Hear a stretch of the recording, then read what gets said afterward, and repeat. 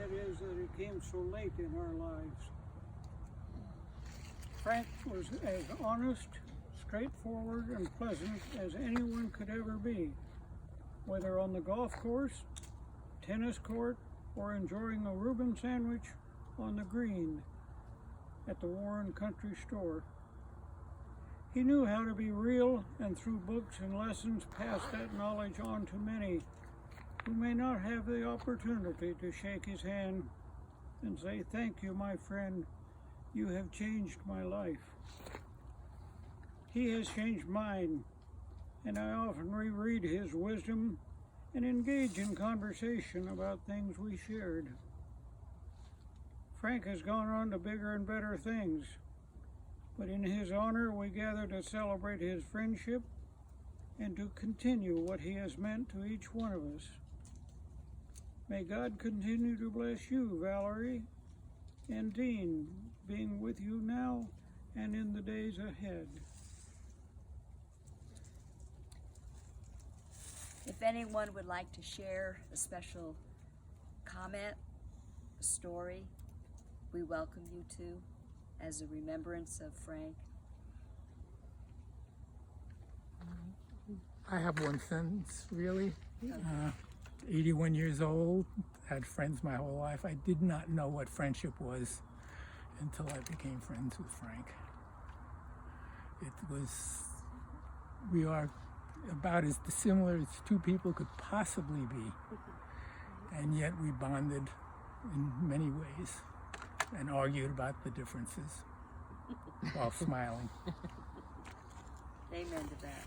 I could say the same thing. I don't think everybody would be amazed at how different Frank and I, Paul and I probably had more in common than Frank and I had, but he brought things in my life that I'd never had before. He changed my life. Definitely changed my life. So I miss him every day. Sure. He was an extraordinary human being. I think about the time you go back at when you took tennis lessons with him at the club. You hit with him at the club. How many years ago? 30 years? 95 or so. And it's so perfectly Frank. Paul wanted to pay him for his time, right? And Frank was like, he just lived in he had his own set of values that were unlike anything I'd ever seen before in my life. Not only wouldn't he take money, he actually paid for lunch once. He was the most generous, he was an extremely generous human being. And he was a role model for many of us. I miss him every day. And we miss him too. Thank you. Yeah, I had the privilege of knowing Frank in a separate capacity outside of tennis, and I always found it to be just so straightforward. And if there was a disagreement or something, he faced it head on, and we would talk it out, and always emerged as better friends from any encounter with Frank. He was just a special person in so many ways, and I know he was to David as well. David he just loved Frank, just loved him in every way.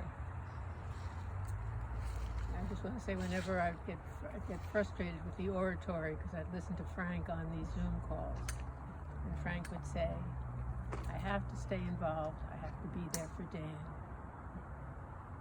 He said, "I have to be there for Dan." Thank you. He thought very highly of you, Dan. Mentioned frequently to me. I just want to say that I'm so thankful for meeting Frank, and I knew Frank through the oratory, and he was always a cheerleader. He was always very supportive. It's not about what you say, but how you say it, and he always spoke very well, and he had an innate ability to bring people together, and he knew the right people to bring together to make something happen. And he was always upbeat, and he had a great sense of humor, and I'm very blessed to have met him and to be a board member with him.